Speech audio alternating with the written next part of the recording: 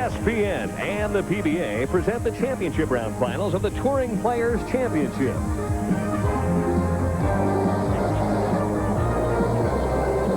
Earlier this summer, powerful David Deont thrilled the bowling fans of the Great Northwest by capturing the PBA Oregon Open. And then the last time 45-year-old Butch Soper qualified for an ESPN telecast, all he did was shoot a perfect game.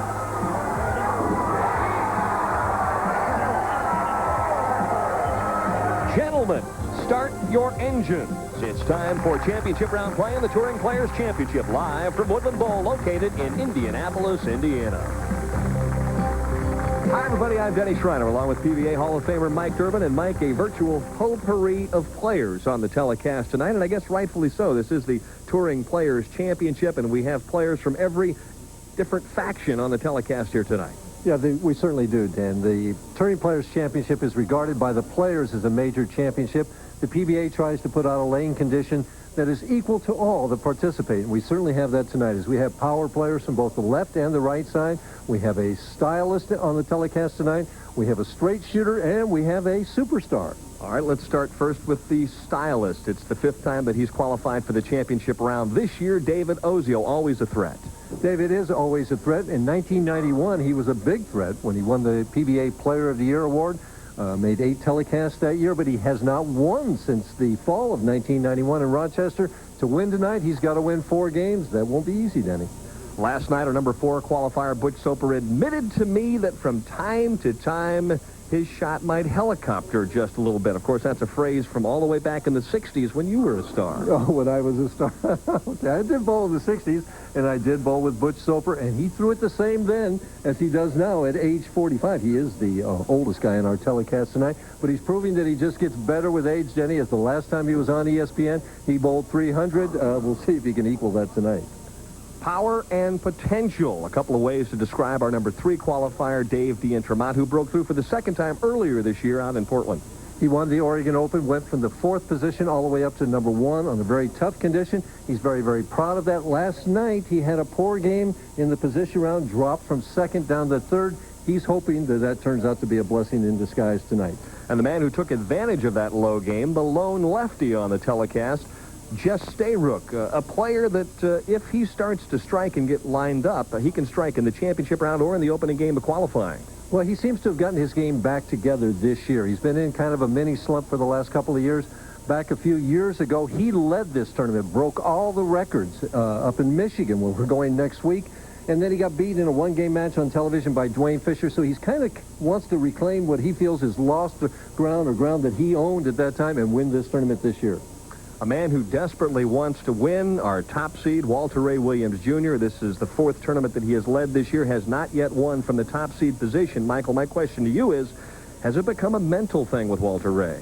Well, I don't know if it's a mental thing with him. I know if it had happened to me, it would certainly be a mental thing. But Walter Ray seems to be extremely resilient. He seems to let these things wash right over him, and he bounces right back. But the fact remains, Dan, that he's 4-14 from the number 1 position. He's got 5 seconds this year. His goal is to have more firsts than seconds. To accomplish that, he's got to start winning tonight. We're just about ready to start the Touring Players Championship. Keep in mind, the winner of this one tonight receives a 3-year exemption into the Tournament of Champions. We're set for the start of match number 1, featuring a couple of veteran players, Dave Ozio and also Butch Soper. All right. Mr. Ozio starts left-hand lane, championship round pair, 59 and 60. David tried a lot of different things in practice. He drove up several different balls, and basically I think he's going to go to what he calls his hook release. Swing it out like that, hook it as much as he can, because everything else didn't work as well for him. There's a little hang spot out there, though, Den. Saw it there, about 45 to 50 feet, a bit of a mixer for Ozio, who will take the opening frame strike. See with Soper, that hang spot never comes into play, because he's just playing straight down the 2nd arrow, like he says with that little helicopter shot, and just try and throw every ball in the pocket.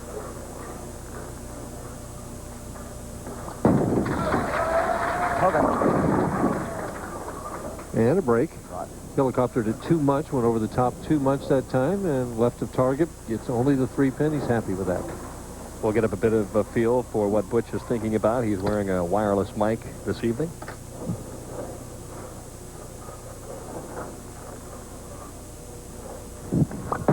3 pin. No trouble. Butch Soper, 5-step player.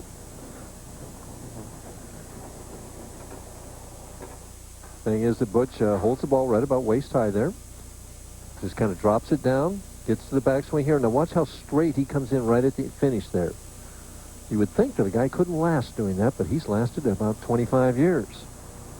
Kind of turns to the side at the finish there. Not something we would teach or recommend. But it works for him. Definitely a feel type player. Well, you know, Butch has just had that straight shot all his life and has learned to play with it and learned to be accurate and not rely on being able to have a lot of area and everything else. And has just made a living on the Pro Bowlers Tour by being accurate and persistent. Ozio again with the soft speed and is rewarded with the 2-8-10. We talked about the hang spot.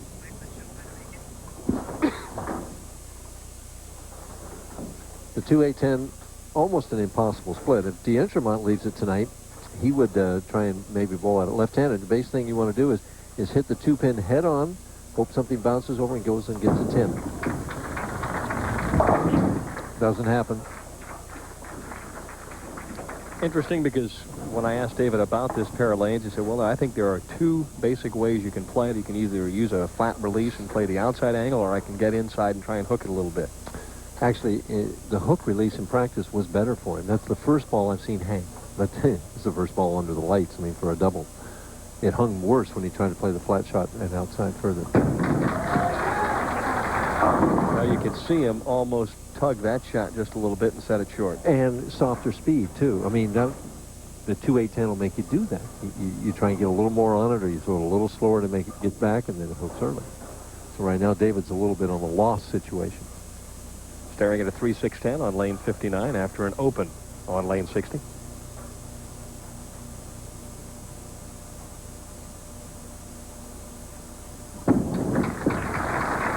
As a spare. Interesting, too, Mike, in the fact that David said that he was going to use the same style ball, but with different weights, 4 different balls with 4 different weights to see which one he might be able to match up the best. As so many players are, they vary those weights, vary that pin position to get the ball to roll earlier or later down the lane and change the entry angle into the pocket. Butch says the heck with all that, I'll just throw it straight in there. Goes to show you as well, you look at the way he bowls, and you said that's the way he bowled back in the 60s. If you stay around long enough, the condition always comes back. Well, he's been, you know, pretty much the same bowler throughout his career, though, Danny. He's always ground out a living, and then now and then has popped in a win. He's got 4 wins. You know, he's never been a big star, but he's been able to make a living at bowling all these years. He's also finished second 8 times. Not thinking about second right now as Soper puts together a bit of an early run here in our opening match. Butch Soper from Lake Havasu City, Arizona, out to an early lead over David Ozio. We'll be right back. And now, a simple demonstration of what gives AMF's new King Cobra its powerful combination of hook and control. To create the King Cobra, we adapted the core technology of our immensely successful Cobra ball and added our new Strike R reactive resin. A little more. More. Come on now, don't be shy with it. That's more like it. The new King Cobra from AMF, with more reactive resin than we've ever put in a bowling ball. Lately, Mike and I have been driving around, you know, trying to find the perfect house. It's going to have a fenced-in yard, and a little garden, and inside we want lots of windows, hardwood floors, and a big brick fireplace. And just know we're going to find it. I know it. At Fannie Mae, we're the nation's largest source of funds for mortgage lenders. Call us for a free guide to get you started on the path to home ownership.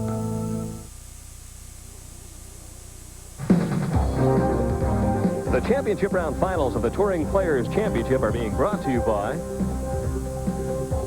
AMF Bowling, makers of the new King Cobra ball with Striker resin, and by Fannie Mae, showing America a new way home. Ozio down by 32. And we're just into this match. Yeah. Oh, a nice break there. Trip out the 4-7-10. He's got to come back with a double right now, John. David, picture perfect bowler. Look at that finish and that follow through. Soft speed. Trips out the 4-7-10. Still through that at 18 miles per hour. The big difference, he's setting down at 14.5, sending it out to 5.5 at 30 feet. 5 boards further right than Soper gets it out to. Trying to cut the lead to 22, and a nice comeback double, so Ozio is at least in the neighborhood.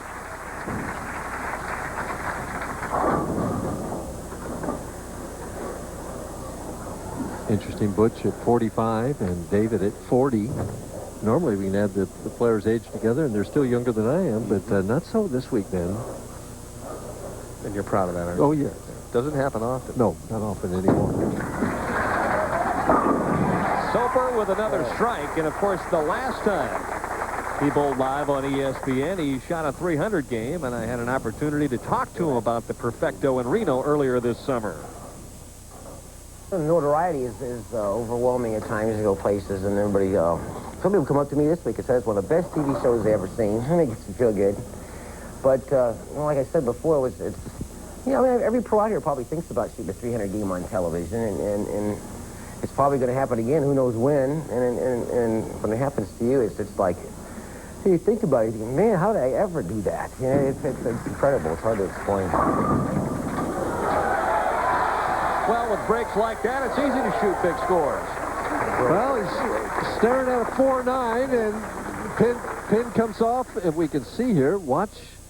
It was the 3 pin that came off and got the, no, not the 9. It got the 4. Some other pin got the 9.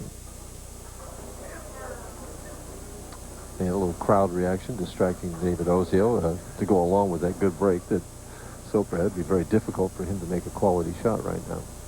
20 career 300 games. That 300 game by Butch Soper, only the 8th on national television in the history of the PBA. And David tied a PBA record this week. He bowled a 300 game for the 3rd consecutive week in a tournament. He tied Steve Wunderlich and Jim Stefanich for that honor. So. David Ozio, a stylish player. You can see that the ball's right, comfortable as he holds it waist high as he starts out.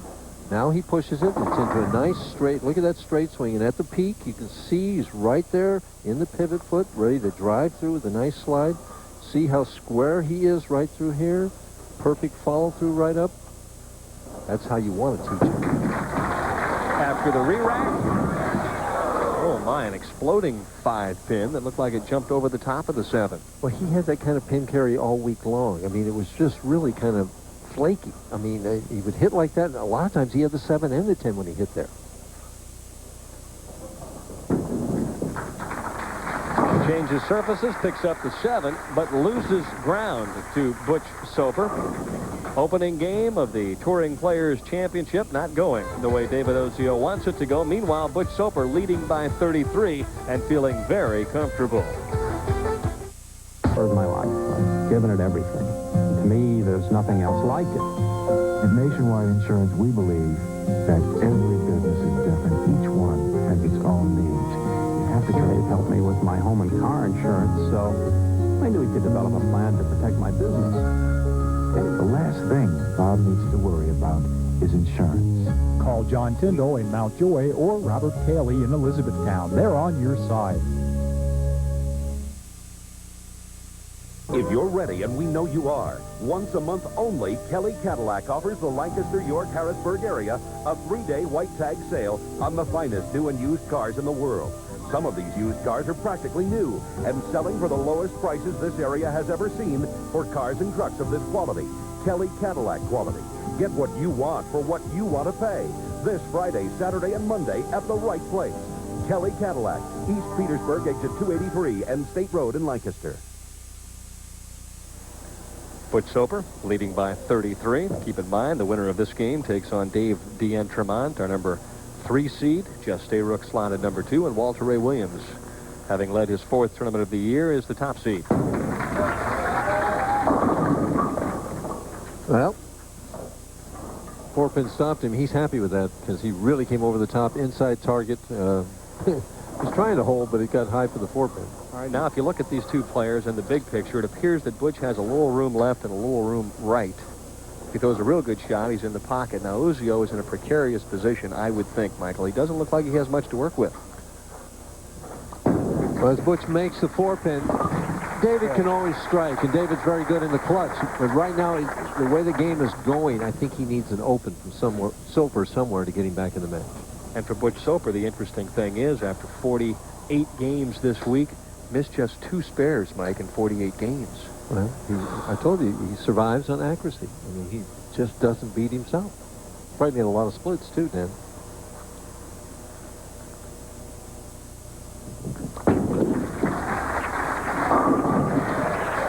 He's just drilling it in there. I mean, I'm aiming at board 10 and I'm hitting it. Ozio realizing the immediacy of the situation, trailing by 32 as he heads into the 8th. And he's got to strike here. He's got to have these next 2 to put some pressure on Soper.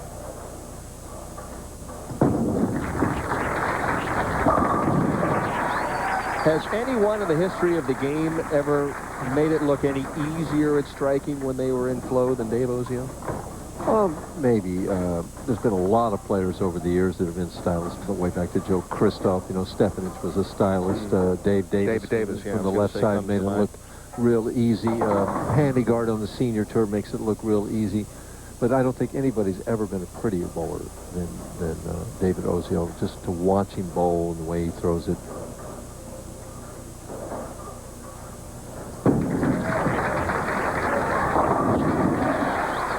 Still alive, Dan. He can go out for 237. So that means Soper needs a double or he needs a spare and stay clean. I mean, anything can still happen. Butch has yet to make a mistake. Almost had a 4-9, but with some excellent pin carry, ended up with a strike. Yeah. Right now, that's almost the difference in the match. If he'd opened there, this match would be even. If he'd have just spared there, it'd be 10 pins. Strike here moves it back to 32, but that one was gone from the get-go, and he's left with a 2-4-5. That one just kind of fell off the hand with no lift at all. So, he doesn't throw it right and hook it back ever. Sometimes the ball may bite a little early and kind of go left early, but it very seldom goes down the lane and hooks back. Not like you say, he only missed 2 spares all week. See what happens there.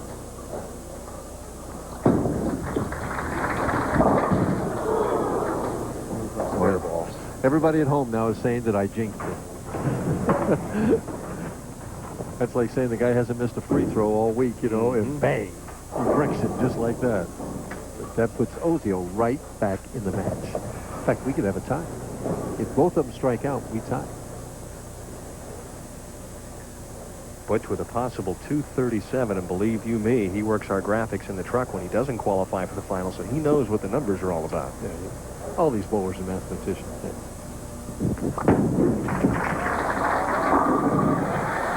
The resiliency of the professional bowler. You make a bad shot first, then you chop a spare, and you come back with a strike. It's like almost sometimes, Dan, that the worst has happened that can happen, and you relax a little bit and come back and do better. But right now, he knows that if he gets another one, he makes Ozio wire it out. He's thinking right now he needs 3 strikes and he can't lose.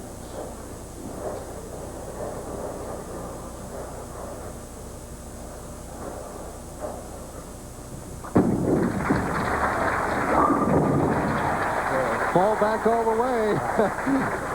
Ozio knows what the task is. He's just hoping that Butch gets tapped, that he has a chance, because he figures if he can't carry 3 times in a row.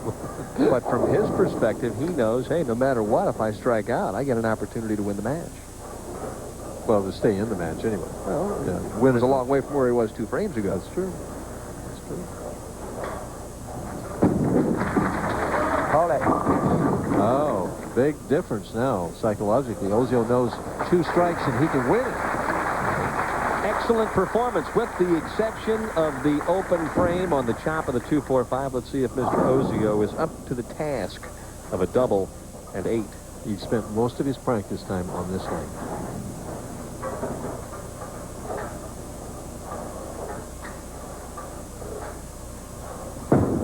A lot of room, too much room. He didn't want to go high, you know. And it hit that hang spot we talked about way back in the second frame. Disappointment written all over Ozio's face as Butch Soper will move on with a game of 234. Ozio, a nice comeback, crawled all the way back up to have a shot at a victory with 2 strikes and 8, but he'll have to settle for 5th place prize money. Disappointed, I know. That's what he was trying to avert right there, was a shot that would roll up a little high. A couple of veterans tied up in a very good opening match. Butch Soper, he'll move on. And his next opponent, Dave Ozio from Middleburg Heights, Ohio. We'll be right back after this. Just one more strike for a 300 game. For the inside track on your favorite bowlers, become part of the PBA fan club. All fan club members receive the PBA media guide and pro programs along with your official membership card. Also, for a limited time only, this Millionaires Club poster is included. So don't wait. Call today. Call 1-800-299-4PBA for your membership in the PBA fan club. How does your Genie screwdriver door opener work? Let me see. I'll be right back, okay? When we hear the sound of the door, it means Dad's come home. Once I caught a catfish about this big. I really can't. I don't know how it turns, you know? Kara goes in and out with her bike. Jacob's in and out. All the kids are in and out. You got this big screw, see? And it's real long, and the thing just turns like that. Any mom with a lot of kids could use a Genie. Genie screwdriver, built for a lifetime. Kellogg's Raisin Bran tastes so good, people forget it's nutritious. Why do you eat it? Nutrition. Good. I'm a health nut. Wheat bran, I love it. Wait a minute, is this true? 10% more raisins free? Wow, more raisins? We're talking about nutrition. Free raisins? Ooh la la. That's not important. Yes, it is. Now Kellogg's Raisin Bran has 10% more raisins, absolutely free. Forget what it says behind my hand. 10% more raisins. Free!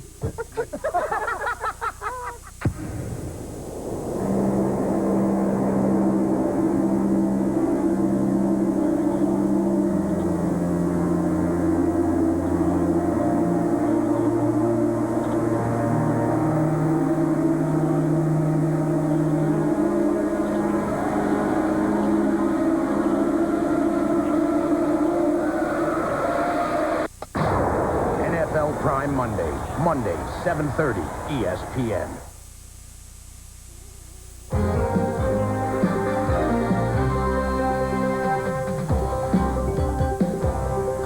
Hi, everybody. I'm just sitting here on the approach at Woodland Bowl, getting ready to do this week's Average Builder. And for this week's Average Builder, I thought I'd like to talk about something really very simple, yet very functional and fundamental. And that is, how do I tell and how do you tell whether our thumb hole fits us properly? Well, the first couple of questions that come to mind is, why is this important? Well, the first thing I can think of as why it's important is if the thumb hole is too tight and I'm having trouble getting out of it, well, then I'm not going to make a clean shot. I'm not going to make a proper shot. Conversely, if the thumb hole is too loose and the ball just kind of falls off my hand like that, I'm going to drop the ball and again not make a proper shot. Well, how can I tell whether that thumb hole fits me properly, whether I need to open it up or put some tape in it or whatever? Well, there's a simple little test that we can do right here. As I put my thumb in straight, like this, the thumb is going in straight into the hole and flat against the forward wall of the hole, I draw it straight out. Now, I should feel a trickle right on the top of the thumb as I pull it out right here. And as I pull this one out, I don't feel anything. So what that tells me is that I probably need a piece of tape or two to go in there to make that thumb feel comfortable. And that's the important word there. Feel. The feel of the ball on my thumb or on your thumb is all important if we're going to make a proper shot in the sport of bowling. So having that thumb hole the right size is of paramount importance. Remember that. Again, the test is, goes in flat against the forward wall of the hole, we pull it out. If it fits properly, I feel a trickle on the top side of my thumb. We're going to Taylor, Michigan next week. Be sure and join us there because we'll have another Average Builder. All right, Dave, Butch, both have already checked the finger holes, the thumb holes. Balls fit just perfectly, so we'll see how they perform in game number 2 after these messages.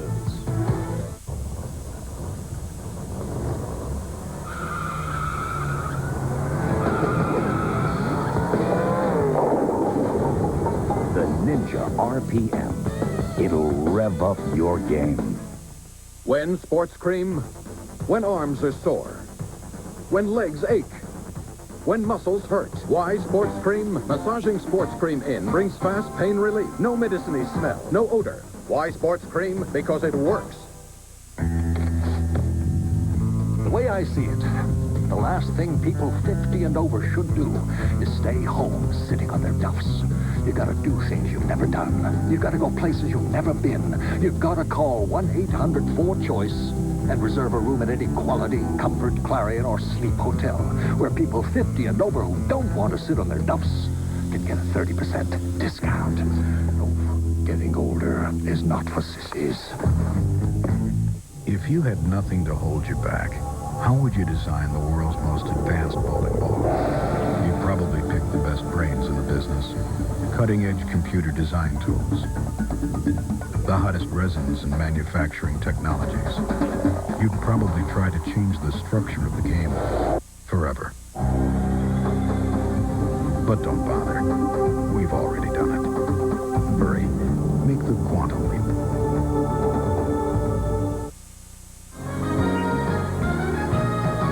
All right, Butch Soper, Dave Ozio. And these two guys are about as far away as you can get from each other in terms of what they're trying to do to a bowling ball. Exactly, because Deont just revs it up. It can hook it from one end of the lane to the other, and we've already seen Soper. He goes, he's a straight arrow.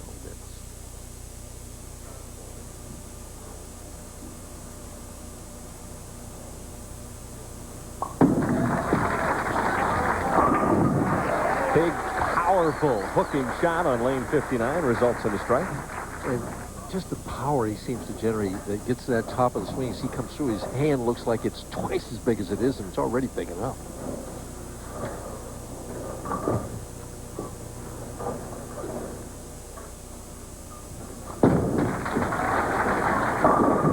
Soper comes back and proves that you can throw it straight and strike as well, and I had a chance to ask Butch about strategy. How would he approach tonight's championship round in the Touring Players Championship?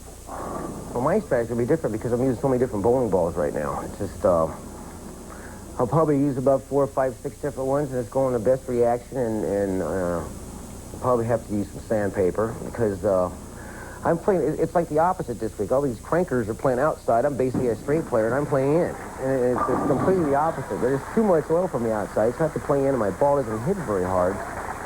So I make up for it for a duller finish on my bowling ball, just to get the ball going to a roll and hit. Well, that one seemed to hit all right then. It hit half pocket, just snapped it right out of there. Strategy has worked thus far. Yeah. Well, he means by all the balls that he was going to throw in practice. He used those in practice. He's still using the same ball in competition. Deont with another beautiful strike on lane 60. Deont, 5-step player, holds the ball a little higher than Ozio did. Stands very straight at the standing position now. Steps out. Now he pushes it in classic position. Watch as he gets to the peak right there. As that foot goes down, look at how high that ball is at that point. Now he drives through perfectly on balance here with the knee, shoulders, and the follow-through coming up perfect right there. Wow. Power personified. He will strap it a little bit, playing way inside. Looks like he has a pretty nice angle to the pocket, a nice reaction, and David 3 for 3. He's just an impressive bowler to me. I like to watch a guy. Remember, Billy Whaler was a big man and smooth, and a lot of big men have been real smooth. But Deont, I'd love to watch a guy like him bowl. Reminiscent of a guy like Steve Cook. Yeah, on the other side of the lane. 6 shots, 6 strikes. They're heating up, and the fans appreciate it here at Woodland Bowl. And don't forget, college football-wise, the weekend kickoff show. Chris and the boys will be busy this week. How about Penn State and Michigan, Michael? That'll be an interesting match. Is that in Michigan, then? Yes. All right. But Joe Paterno's tough to beat. I kind of think Penn State's going to get him. Some incredible college football games this week, so you will not want to miss the weekend show. He got a little left. When his thumb goes way down is when he comes over the top even more. his swing kind of bounces out at the top anyway, so he has a tendency to have that thing creep high every now and then. So far, he really hasn't been penalized by any errant shots. Thought I heard him say something like that lane is starting to hook. Changes balls to shoot the 610, something lower surface friction. Has it, no problem.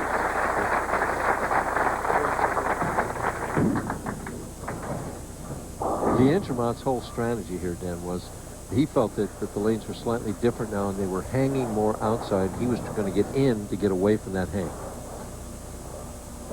And he's just, you know, he's powerful enough to overpower the lane from inside. Another big muscle shot. This one a little overturned, and he's left with some business at hand. So, tit for tat right here. Both of them leaving 610s after 3 in a row.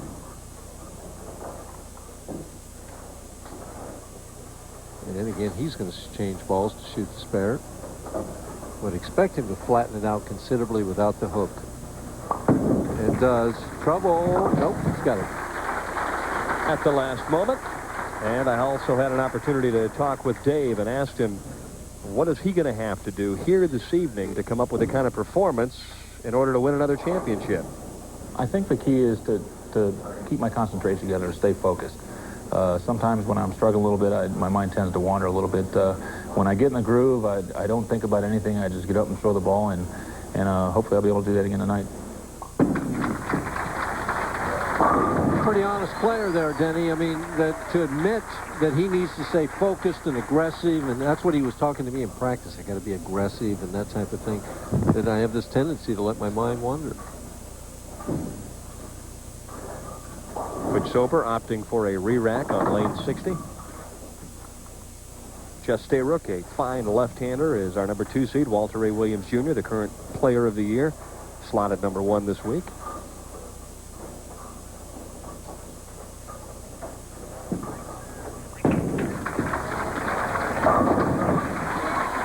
X marks the spot for Soper on lane 60. Don't forget, next week we'll be heading over to Taylor, Michigan for the Greater Detroit Open on ESPN live beginning at 7:30 on Wednesday night. Defending champion Norm Duke back in action. Foot still a little bit sore, I believe, this week, but he did finish in the top 24. His foot, though, was sore, Dave. It was definitely sore. So I hope he's, you know, he's recovered. He isn't trying to come back too soon.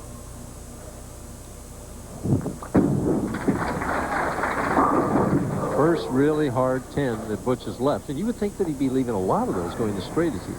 It's interesting you mentioned the 10-pin, and talking to Dave Ozio and to a couple of other guys. A lot of corner pins left here this week. That's why they felt that the scores weren't considerably higher. It was easy to get to the pocket, but pin carry was a little tough. Watching a bowl last night, Dan, there were a lot of corner pins left, especially by Ozio. I watched him leave a lot of them. Excellent match brewing here in game number 2 between Soper and Deont Tremont. When we come back, the conclusion of our second game of the Touring Players Championship. When anything needs lubricating, you can use new non-flammable liquid wrench with Teflon, or you can use WD-40 and dress accordingly. New liquid wrench with Teflon, the only non-flammable aerosol lubricant. Hey, nice threads. You're unbelievable. Like ballet with a boom. Beat the ball. I like the action. It's action. Hey, Fins, you're dust. Beat the ball. It's all in the beard. The Grassley approach. Mine. The shoe. You're unbelievable. Somebody. You're Your frame. I am the ball. Who loves your ball? You're unbelievable. To a squeaky hinge or a rusted bolt, they look the same. But to a lighted match, they look... Oh.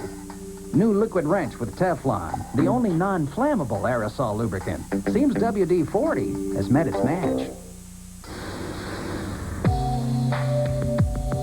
Live tonight at 9 Eastern, Johnny Tapia and Henry Martinez battle for the WBO Super Flyweight Championship. Top Rank Boxing on ESPN. In this particular bowling center, they're using 3 different surfaces on the lane. For the first 30 feet, it's a polymer synthetic covering over the lane right here. For the next 15 feet, It's a low friction surface finish here, and then the last 15 feet, it's a high surface friction. So the idea is to get the ball to skid through here, go into a roll here, and then hook at the back end right there. Also, with their lane condition here, they're oiling in a Christmas tree pattern to about 30 feet, which is right here, Christmas tree, kind of like this, and then they buff it out to 38 feet here, hoping to get more oil in the middle than on the outside. Sure, all you need is a AAA roadmap, and you're all set to go. Kurt Brose, the brand new president of the BPAA, along with Vice President Charlie Brehop from the Indianapolis area, on hand watching the action here this evening. And Deont with an opportunity to take his first lead in this match.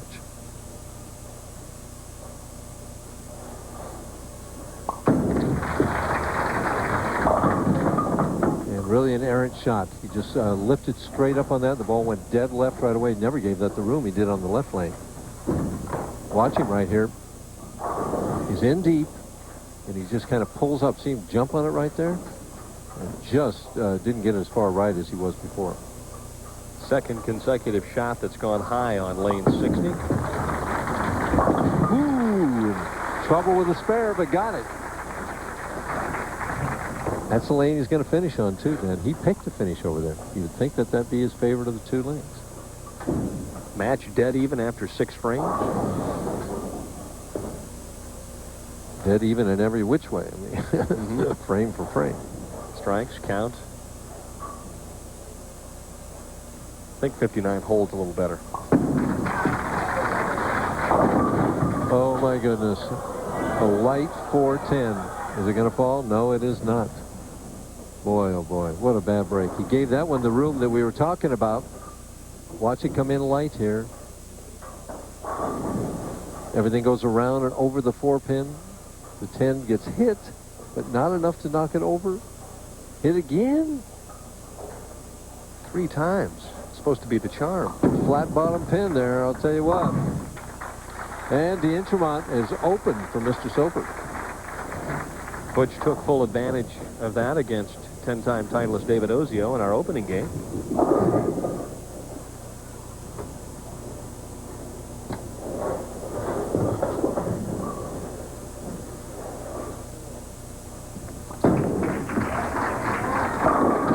Does it again. See, I always like to watch the pro players when they have an opportunity to jump and gain a lead or to come back.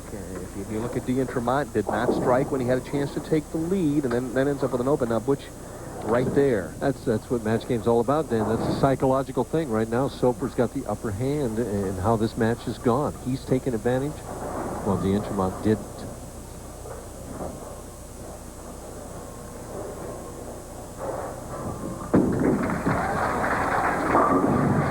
Two perfect shots. You know, I once watched Butch win a match from Gary Skidmore in Alameda, California, where he had not thrown a strike the entire game and had a double in the 10th frame to win, and he did. Now for Dave Deont, a double is the order of the day. Oh, he's got to get his act back together. Started off so strong.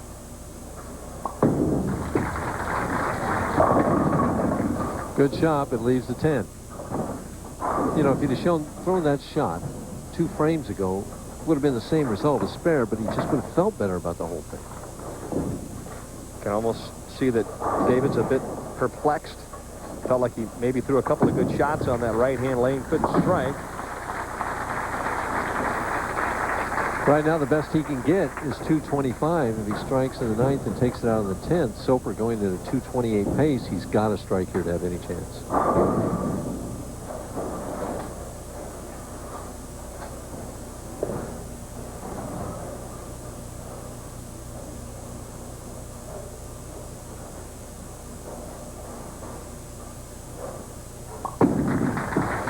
Got a handful on that shot. Handy of a shot on lane 59. Still alive.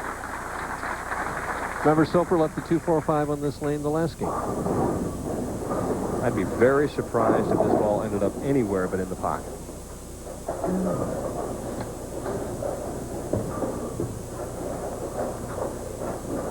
Hear him screw his thumb into that ball. Oh, the solid 9-pin. Who would think that Butch Soper would leave a solid 9-pin as the ball setting from 10? But he did. That brings the count down to 7. See, the count now is 2 pins. Soper's still in the driver's seat. He needs to make this 9 spare strike, and he wins. But you don't know. Very bad break there for Butch Soper. You're right. How in the world does a guy throwing it that straight leave a solid 9? That's what he's asking. It's not supposed to happen. No, it's not supposed to happen. But today's power balls and not so power pins, that can happen.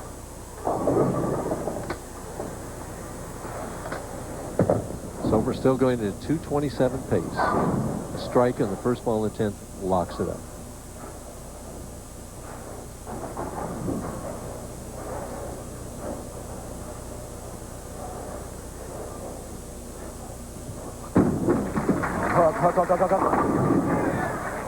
Well, he's yelling, hook, hook, hook, hook, hook, hook, and he moved one of those hooks anyway. Proof that the pros do talk to those bowling balls once they let them go. But they don't listen too often. I mean, he got a little wide here. Same style, right about the 11th board. He's yelling hook now, and it comes in light. Had a chance to strike. 7 pins should present no trouble for Mr. Soper. 20-mile-an-hour fastball by Butch Soper on that last shot. You knew one thing for sure, it wasn't going to be high. Right now he's in the position, though, that he needs to strike to win. Last time he was in this position, he needed a strike to lock up a tie. This time he needs a strike to lock up a win. 3-6-10 last time.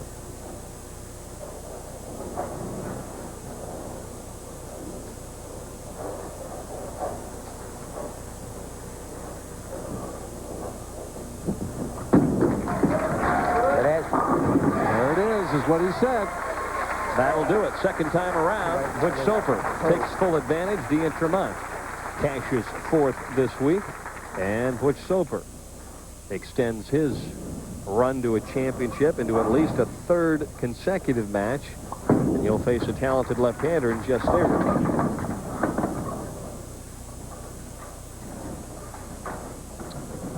Well, he wanted to move in to avoid the hang, but it didn't seem to it did any good. I'll tell you what, he still had a difficult lane condition no matter what he did. Soper going straight, showing the boys how it's done. All right, 4th place for Deont. We'll be back with match number 3, and as we leave, an aerial view of the Hoosier Dome, home of the Indianapolis Colts.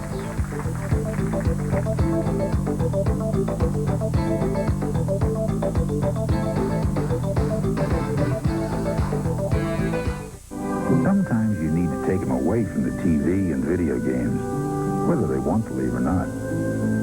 Because sometimes you can show them things they'll never find in their room at home. And sometimes you can teach them things that are worth learning just from you. And sometimes they can find something in themselves that they never knew they had. Bowling at BPAA centers, it's a whole lot more than a game. Clearview Lanes in Mount Joy. Hi, I'm Bob Kelly. What you're about to hear could be the best buy in central Pennsylvania. You have my word on it. Announcing the first sale in central Pennsylvania on the finest selection of brand new 1995 Cadillacs. Every brand new Cadillac Seville, Eldorado, DeVille, and the new Liberty Edition. The first of the 95s, all on sale right now at Kelly Cadillac. Cadillac, creating a higher standard. Kelly Cadillac, East Petersburg, exit 283 and State Road in Lancaster. Count on Kelly.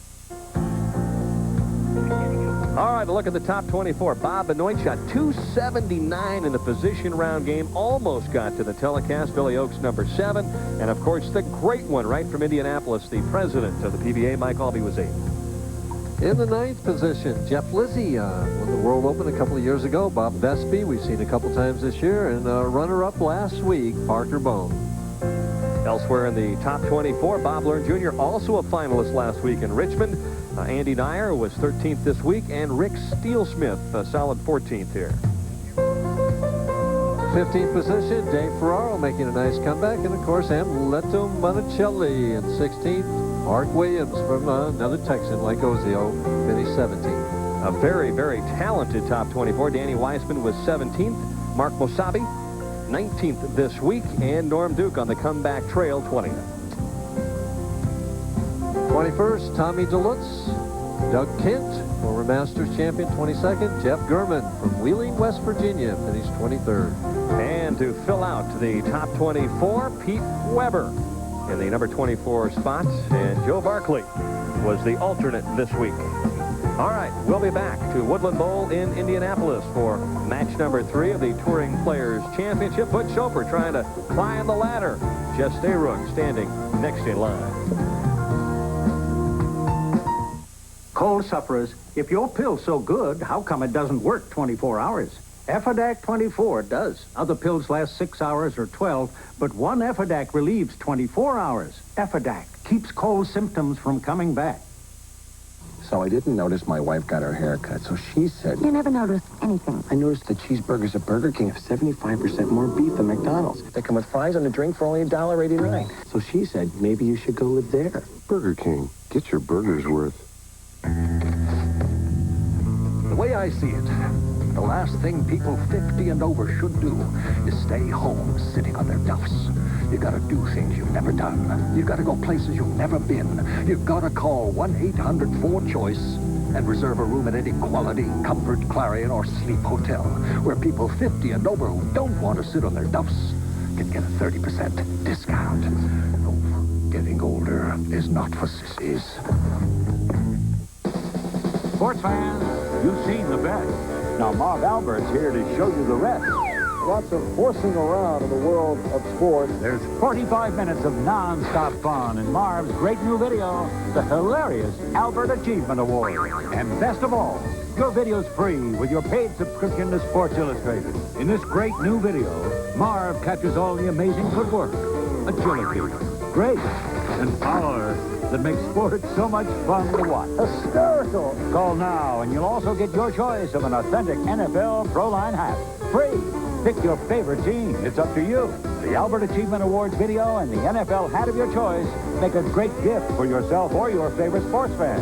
And it comes with 54 issues of Sports Illustrated for only $1.47 an issue. You save over 50% off the cover price. For quicker delivery, use your credit card. Nobody's into sports like Sports Illustrated. Get into it. I'm really happy to be down here to support this great foundation. He was a friend of mine, I can say, and I'm better off for knowing him. Just put yourself in a position to win. More people are here look at Jimmy as a great person.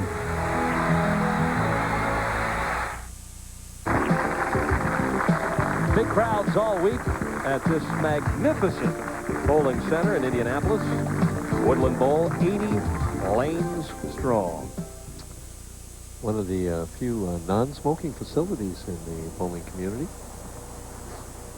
They allow smoking, but in the lounges, in the smoking lounge, they have some designated smoking areas. A strike for Butch Soper, who opens things up. And he's still smoking.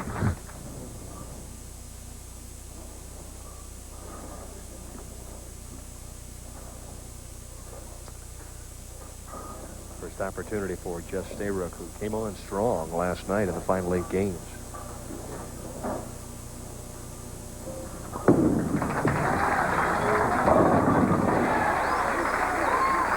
Comes right out strong, starting out. Jeff, a 5-step player, holds the ball right here, waist high, very small steps. Watch the short steps. He's a 5-step player. Kind of just holds the ball, walks out there, lets it kind of drop down now, late in the timing right here. So as he gets here, very short backswing and very short slide right through here. Leans down and turns on it. It's almost like he's a 2-step player. Almost, because he doesn't move that ball for a long time. Just a little hop, skip, and a toss. Comes out with a double. Yeah, if he had any kind of a free swing or back, he'd be out of time completely. But it's all muscle then. You mentioned this is a non-smoking facility, and Don Mitchell is the proprietor here, and he is a progressive type guy. Made a decision a few years ago that that's the way he wanted to go. Lost some leagues, lost some bowlers, but in the past couple of years has built the business way back up, and Woodland Bowl is just doing outstanding. Well, it's a beautiful facility, 84 lanes here, automatic scoring units throughout the place. A lot of money invested here, Dan. Butchie falls behind quickly, leaves the 4-pin. All right, spare up for Butch. Don't forget, as soon as we are finished here in Indianapolis, we'll send you to the pit on the campus of the University of New Mexico for top-ranked boxing. Danny Kid Dynamite Romero, 19-0, looks for his 18th KO. 19-0? That's what it says. Wow. I'll have to watch. That's right.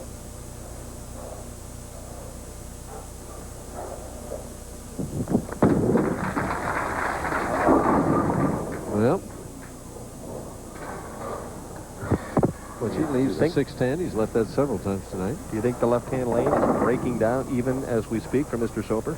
I think he thinks it is. But with Butch, you know, that might be a half-a-board move. Changes balls. At the spare. Yeah. Wow.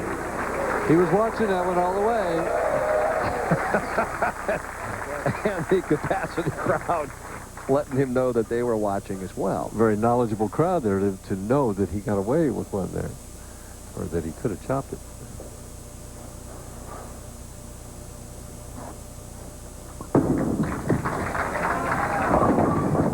The old equalizer on both sides of the lanes this week. The 2.810 or the 3.9. Or the 3.7 rather. The 3 could be the 3.79. Watch it come in light here. And we see the 3-pin or the head pin go around the 3. Gets the 9 out, but leaves the 3 and the 7. Right now he needs to hit the 3-pin on the right side and drive it over into the 7.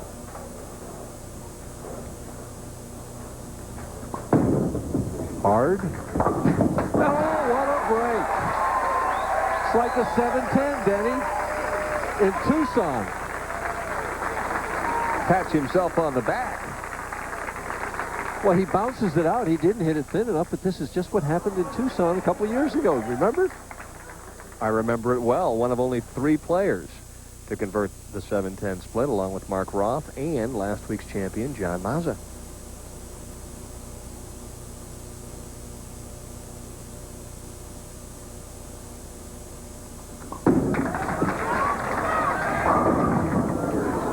After the big break, a soft 7 on lane 59. And we almost had a chance for him to make 7-10 again. You probably would have. Had the pocket 7-10 up there for a minute. Of our 5 finalists, Jess with the highest average on the championship round pair, that being 225.3. Butch Soper on the other end of the scale, average just 191. Doing better tonight. They're different today, Dan. He likes them better. Oh, makes the 210 or the 2. Wait a minute, the 3.7. There we go. And then misses the 7-pin by itself. Amazing, isn't it? Just a lapse of concentration. Yeah, he just turned it early and didn't give it the room. Soper, though, talk about opportunities in matches to take advantage. Yeah, what a room. Leaves the 10-pin. Butchie, who has not been getting tapped for the first 2 matches, suddenly now is not quite going as straight. Maybe the lanes are changing just slightly for him then. Is it time to make a ball change? Not in my opinion. No. He's right in this match. He's a pin ahead with this spare conversion. No, I wouldn't be changing ball.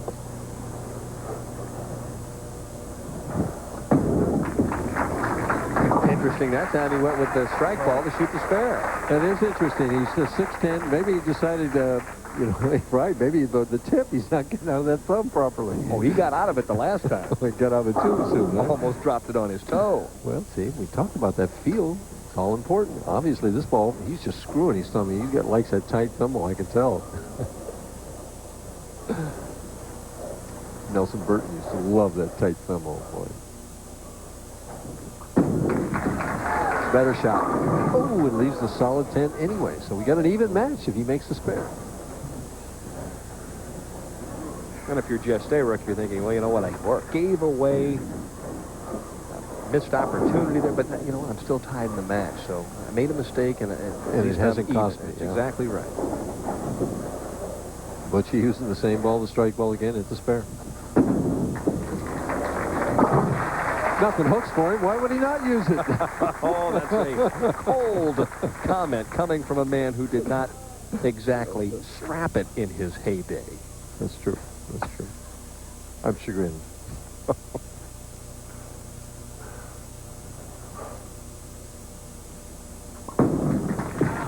Out and back. They used the 6-pin. A little softer with the speed that time. An adjustment from the last time.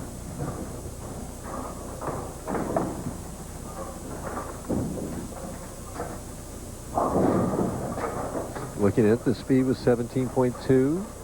Bellied at about 3 boards. Looks like it's doing more than that, but it's really not that big a hook.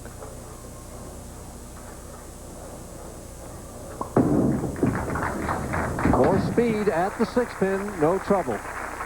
Had a chance to talk with Jess and ask him last night, what are you going to have to do here this evening to get back into the PBA winner's circle and win a championship? For me, it's just staying real aggressive. My game is being real aggressive, attacking the pins, and it's really more an offensive game than a defensive game, and I'm just going to go out there and just play my game, be aggressive, and try to win my 4th title. Interesting. He talks about being aggressive, but this is a defensive match, then. Don't you think? There's offense all the way. A touchdown for Stayrook. And we'll be back to wrap up this semifinal game. Stayrook and Butch Soper locked in a very good semifinal match.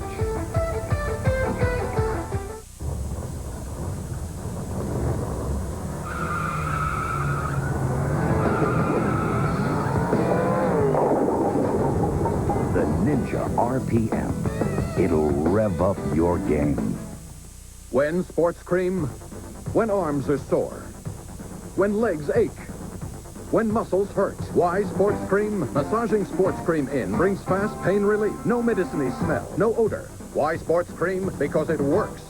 What's on everybody's mind right now? Football, big guys, big thrills, big fun. But don't just think tailgate parties, think tailgate sweepstakes. Coach Kelly's tailgate sweepstakes at your participating Kelly dealer. Win a $500 gift certificate from Land's End. Hundreds will be awarded throughout the country. Now that's a grand prize you can love. Of course, so are the good deals you'll find on great Kelly tires. So get your tailgate to your Kelly dealer today and enter Coach Kelly's tailgate sweepstakes. Don't pass this one up. PBA Commissioner and its president, Mike Albee. Mike Connor and Mike Albee on hand watching the action. Mike Connor has become a traveling man each and every week. He seems to be out on the national tour. Well, he's wants to be visible, wants to be out in the bowling community, wants to have potential sponsors seeing that he's interested in his product. He really had a tremendous time last week down in Richmond for that special show that we ran on ESPN, and we're hoping maybe to do more of the same before it's all said and done. Seems that everybody liked it, Denny. Butch Soper with a strike on lane 60. But right now, it's the guy that can apply the heat. I mean, it's been a defensive match for 5 frames. Now they have to turn to offense the last 5 frames and put some pressure on one another.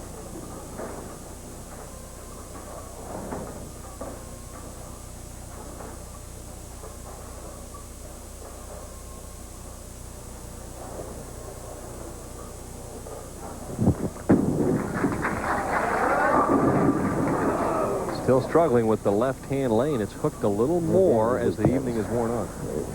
I couldn't quite catch that comment that he made. I think you got it exactly right, though. Then he's had to move like a board or 2 left, and it's not quite as direct, and so he's just not slapping that 10-pin out like he was before.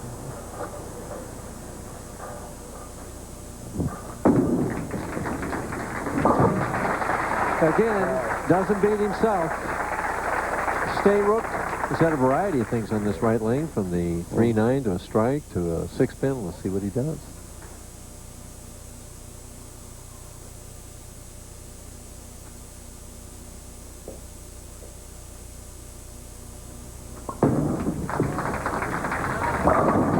Oh my goodness, he threw that so well and gets penalized. I mean, the game is not fair so many times. He really came off his hand clean. Watch this. I mean, the short backswing. Watch the short backswing now. Turn it. Trusted it out there. I mean, he threw it well. Now watch, the head pin goes in front and the 5-pin goes behind. And he's going to try to do what he did a couple of years ago. No double hit this trip. 7-10, pocket 7-10 for Stayrook. That spells disaster in the 7th as he now falls behind by 12. 12 pins. Soper grinding it out, and it's still a defensive match here. I mean, even more so now.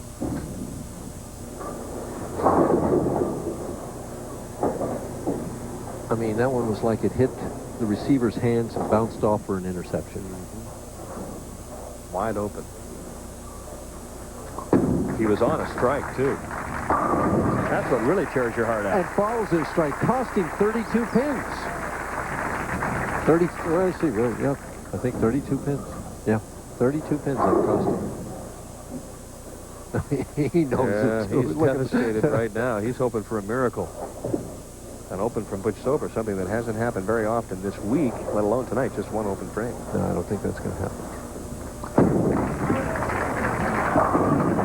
Twirls it out with that little helicopter track and strike. Biggest shot of the week coming up for him right now, then.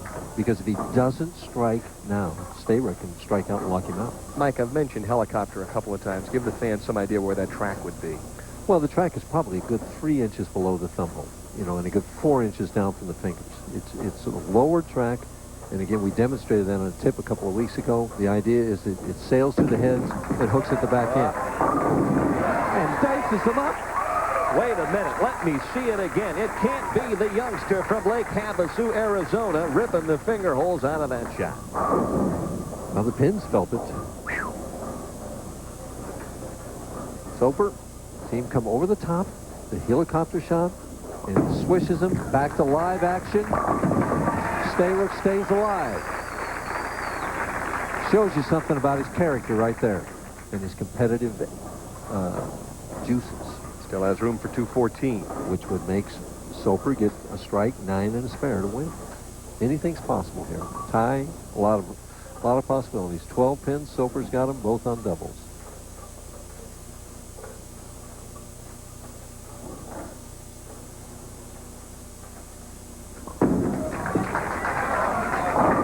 Oh, nice shot. Needed a break and got one. Well, and to come back from that pocket 7-10, Dan, that was the demoralizing shot. We saw the look on his face, and he digs down deep inside of himself and comes back. Now he's got a turkey. This one's to take the lead in the match.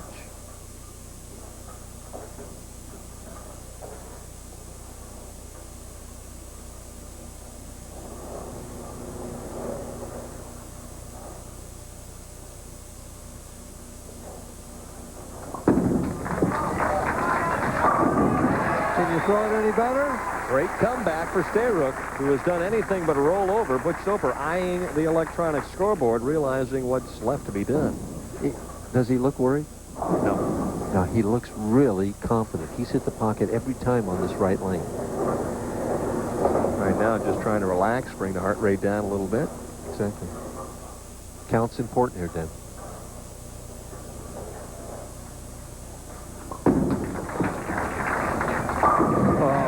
Finish. That's pretty. Stayrook finishing with a flurry, a 5-bagger after a really bad break in the 7th. He would have finished with the last 7 and won the match. Right now, though, Soper needs the first hit in the 10th, 9 and a spare to win by a pin.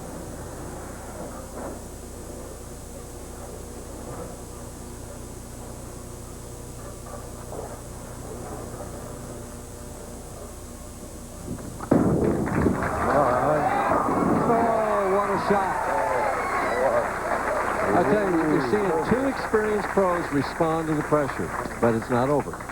9 and a spare, strike, either one of those, he's a winner. 8 and a spare, we got a tie. Less than 8, he loses. Re-rack.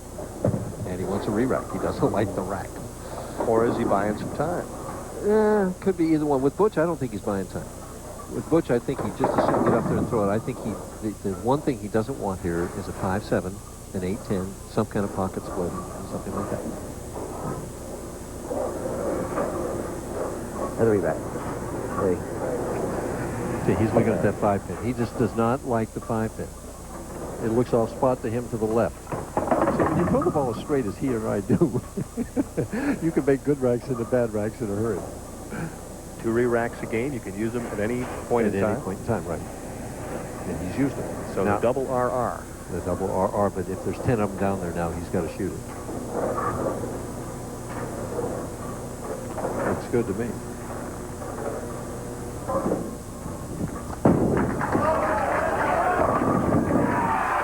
He picked the right rack. That's what he's saying right now. Butch Soper into the title match as Stayrook packs up and starts thinking about heading for Taylor, Michigan. Boy, what a terrific match game from 2 fine professionals in this one this evening. Stayrook, after the 7-10, ends up 3rd, and Butch Soper will advance to take on another right-hander, Walter A. Williams Jr., for the title of the Touring Players Championship. Also, when we come back, a quick glance at our championship frame.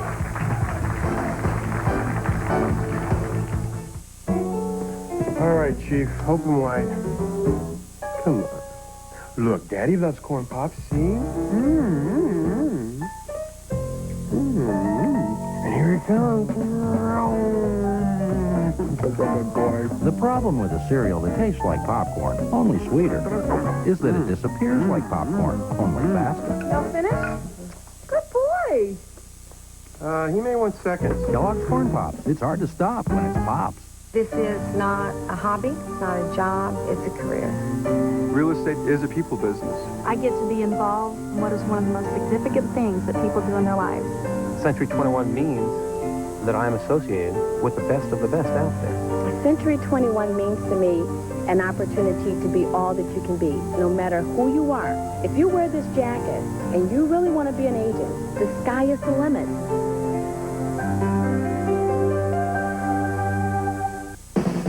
Sports fans, you've seen the best. Now Marv Albert's here to show you the rest.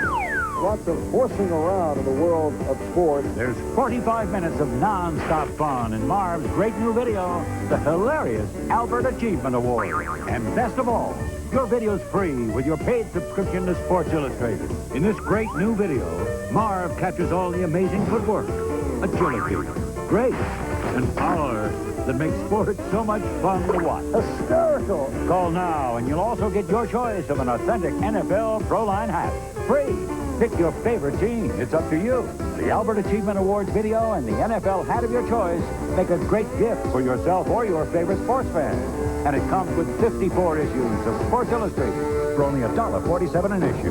You save over 50% off the cover price. For quicker delivery, use your credit card. Nobody's into sports like Sports Illustrated. Get into it.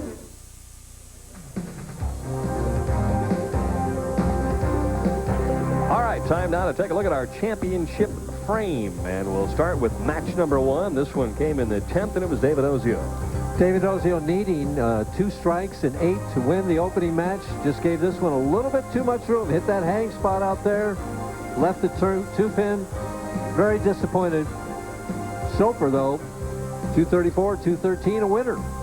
So then it was on to match number 2 for Butch Soper. This time it is a fill ball. And he needed a strike on the fill ball to lock up the match. Deont with 3 strikes couldn't catch him. If Butch struck here, he just had 2 spares. He said that was it, and he was right. Elder statesman on the telecast with a 226-191 victory. Then it was on to a thrilling semifinal once again in the 10th frame. He already had the first one in the 10th. This is the second one. 9 and a spare won it. After 2 re-racks, he picked the right rack. The 4-5-7 goes out. The double R&R, the double re-rack. Butch Soper has just one thought in mind now. After winning 226-214, that is Walter Ray Williams Jr. Because those two will match up for $16,000 in first place prize money and the championship of the Touring Players Championship. When anything needs lubricating, you can use new non-flammable liquid wrench with Teflon, or you can use WD-40 and dress accordingly. New liquid wrench with Teflon, the only non-flammable aerosol lubricant. Hey, nice threads. To a squeaky hinge or rusted bolt, they look the same. But to a lighted match, they look... Oh. New liquid wrench with Teflon, the only non-flammable aerosol lubricant. Seems WD-40 has met its match. Now that you've got that great new Chrysler Corporation vehicle, you want to keep it great, right? Well, may we suggest regular maintenance with genuine Mopar parts and service at your dealer? Because only Mopar parts are especially made for your vehicle, and Mopar technicians are especially trained for it. No. No. So while you keep it looking great, we'll keep everything else great. Billions of years ago, the only place to get a nice gift was the airport. A good meal, the airport. Rent a wheel, the airport. That's why Thrifty Car Rental opened in your neighborhood. Now we're making it easier than ever before to rent really great wheels at very neighborly rates. And if you're at the airport, we're in that neighborhood too. Your neighborhood Thrifty Car Rental, historically known for low rates.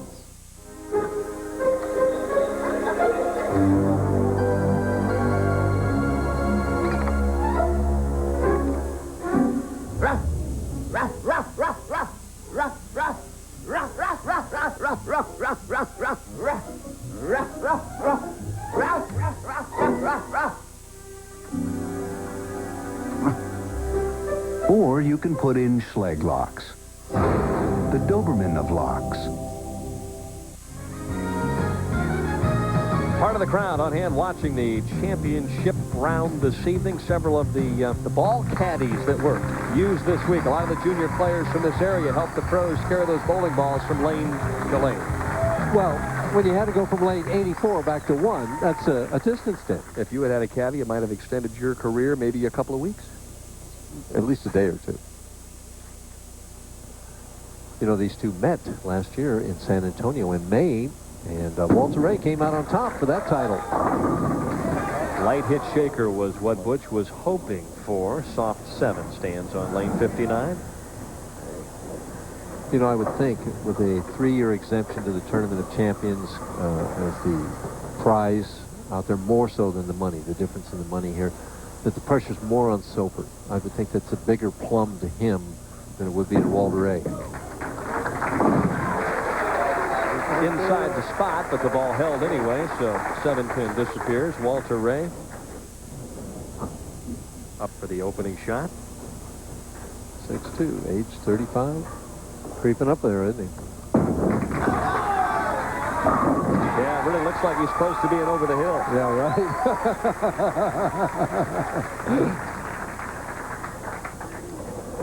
Had a chance to talk to Walter Ray and ask him, boy, it's been tough. You've lost a lot of close title matches. How are you responding? Winning's great, and, you know, but it's not everything. I'm out here having a good time bowling. I'm fortunate to do what I like to do, and I'm hoping I can do it another 5 or 10 years. So, forget about the hill. He said he wants 5 or 10 more. 5 or 10 more years. Yeah, it must be a small hill. Up to 45, age small 45. Hill. You know, one of his goals is that he wants to be Player of the Year the same time that he wins the World Horseshoe Championship. He won that this year for the 6th time. You mentioned Player of the Year. With the injury that Norm Duke sustained, the number of tournaments that he has missed, still $70,000 ahead of Walter Ray in money. Obviously has 4 titles. Walter Ray has just 1, but is there any outside shot for Walter Ray? Oh, I think definitely. Winning this one. The players really put a lot of value in winning this tournament. As Butch stuffs in another one, if he could win this one and win the World Open or something like that, it would make it a really interesting vote. Well, Walter Ray is ahead in virtually every statistical category in terms of cashes and the number of finals. This is his 11th championship round appearance. And a few years ago, there was a similar type battle between Amleto and Mike Albee. And Albee got the Bowling Writers Bowler of the Year, and Amleto got the PBA Player of the Year. Oh.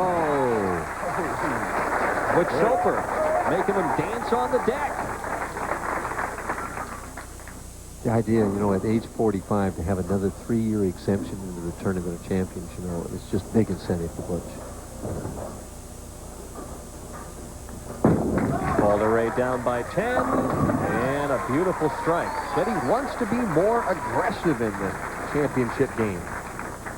Walter Ray used to have that big loop in his swing. See how straight he stands there now? We'll watch him as he goes out there. He goes out, the swing comes right back here, pretty straight.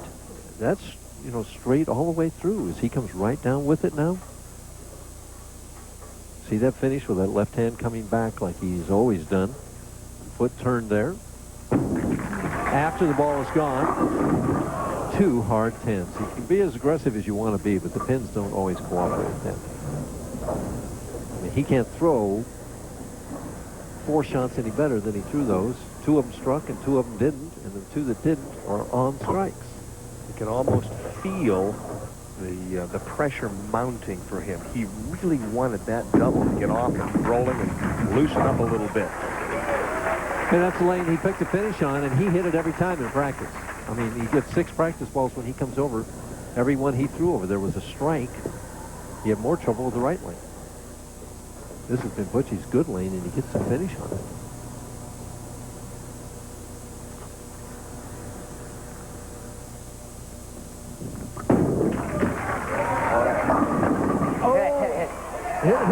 It hit it, but not hard enough. Had the 4-9, leaves only the 9-10. Keeps the match interesting all the way through. Watch it. He's yelling for it to set, and it did. The 4-pin crunches out, but the 9. Oh, no. That'll drive you to distraction twice. Soper with solid 9 pins, but that one critical because he could have opened up a little extra room. And you can never get too far ahead of this guy. Butchie, who's marched all the way up, climbing that ladder, but to get to the top rung, he's got the best bowler in the game today, probably.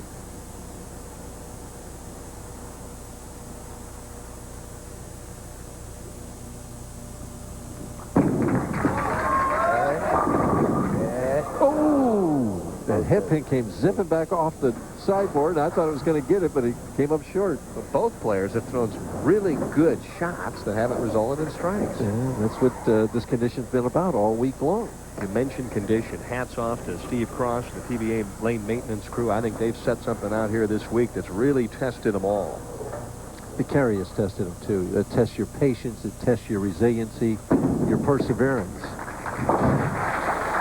Spare up. I had an interesting conversation with Walter Ray last night. I said, listen, you've lost a lot from the top spot. If you were commissioner, what rules would you change to enable that leader to get a bit of an advantage? I kind of like the format that we had last week, but I thought something that would be a little better maybe is add a little cushion. If you where you qualified, I think somehow that should be interplayed into that. Like if you led by 200 pins, you'd have maybe a 20-pin lead or something like that.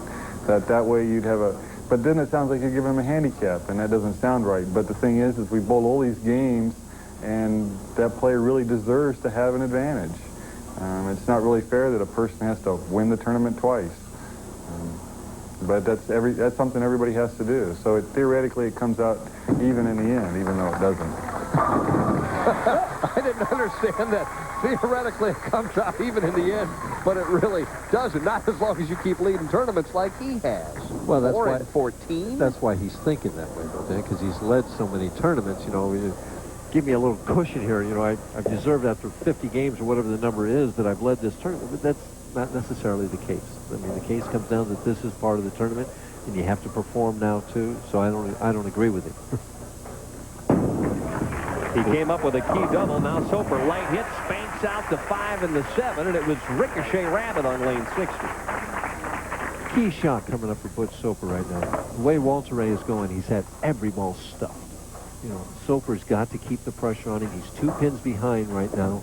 If he strikes here, he goes up by 8. Walter Ray has to respond to that.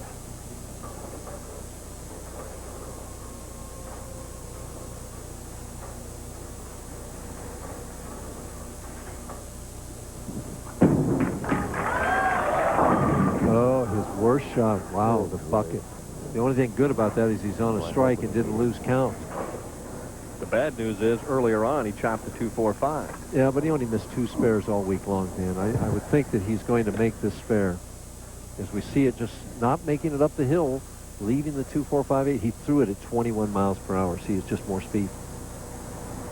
That's Butch's tendency. He's going to get Harder and faster with the speed of the bowling ball as the pressure mounts, crosses over, and still kicks out the bucket.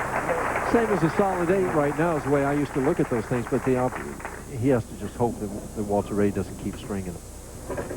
He likes the right-hand lane. I think he likes the left lane better. He just hasn't carried it.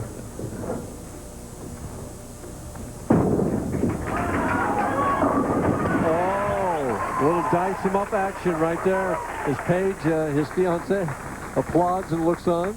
It's been a rough year. I mean, you have to sympathize. It's been a great year in terms of how he's bowled, but when you're 0-3 from the top spot and you finish second 5 times, that's hard on you mentally. Oh, it's disappointing. I mean, to be able to bounce back from those things shows you something about what drives Walter Ray. After the re-rock on 59, looking to extend the lead to 22. Yeah, really put the heat on Butchie.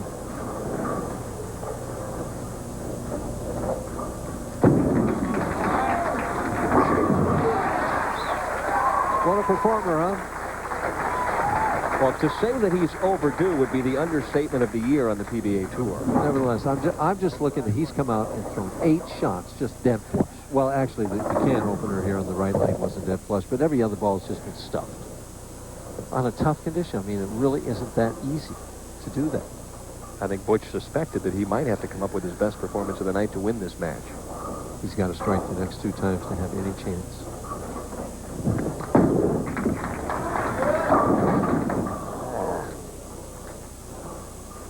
He talked about, you know, at the top of the show that his ball wasn't hitting. You know, he mentioned that. Yeah, right. He gets out a little sandpaper right now or something, right? Can't do that anymore. Well, the game's underway, though. No. Against the rules. But yeah, in the end, with his style, sooner or later when he loses carry, it's very difficult for him to throw strikes. Right. Yeah. He hangs in there because he makes all his spares and just... But he's not a power player. He throws it straight. He doesn't have a lot of heavy roll. All right, don't forget, coming up next week, the Greater Detroit Open from Taylor Lanes in Taylor, Michigan. Wednesday night, 7:30 sharp. I mentioned the outstanding proprietor here, Don Mitchell. What a great man and certainly a great friend to the sport of bowling. Butchie can shoot 227 if he can strike here. Still alive, then. Walter Ray, though, has the old axe in his hand and can chop it off.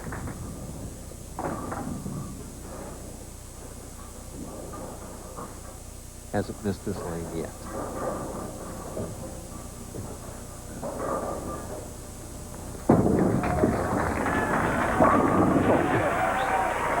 That was as good a shot as you're ever going to see anybody make to try and lock a match up. Well, it's not locked up yet. If he opens in the 10th, Butch would still have a chance. So he needs some kind of mark to lock it up. But that was really, he talked about being aggressive. That was really an aggressive shot. That's what Billy used to talk about, 9th frame, daddy lockouts.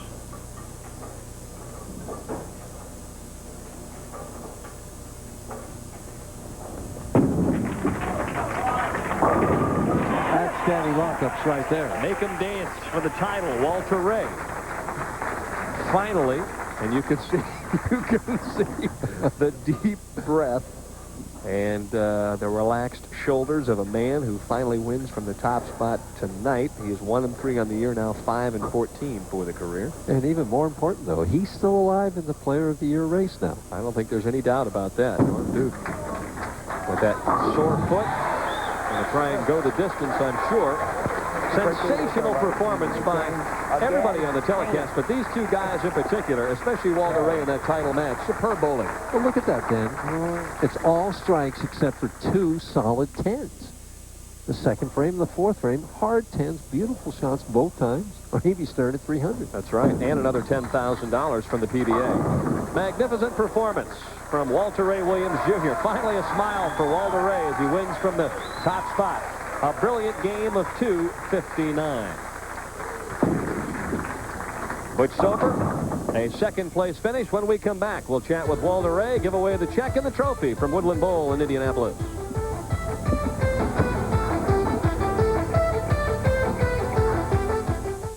This free video shows you how Bowflex lets you outperform Nordic Flex and SoloFlex.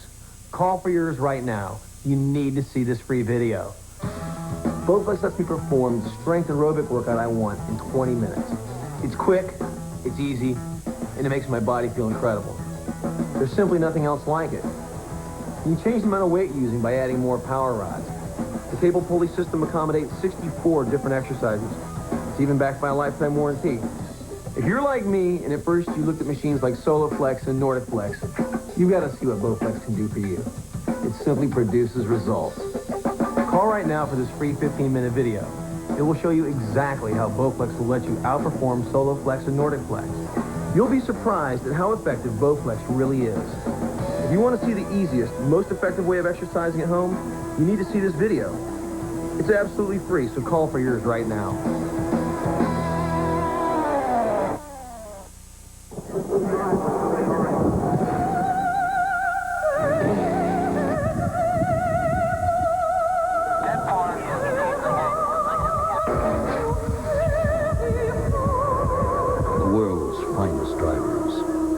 In the world's fastest cars.